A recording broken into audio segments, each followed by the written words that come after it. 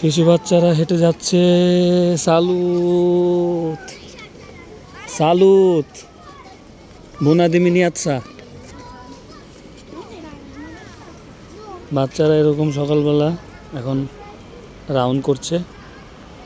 তাদেরকে প্রকৃতির সাথে মানিয়ে নেওয়া হচ্ছে এই টিচারদের তত্ত্বাবধানে। স্কুলের ছাত্রদেরকে তাদেরকে পরিবেশের সাথে খাপ খাওয়াচ্ছে এবং শৃঙ্খলা শেখাচ্ছে। লাইন ধরে হেঁটে যাচ্ছে ইউরোপের বাচ্চারা। দেখতেই পেরেছেন প্রিয় বন্ধু, আশা করছি দেখে ভালো লাগবে।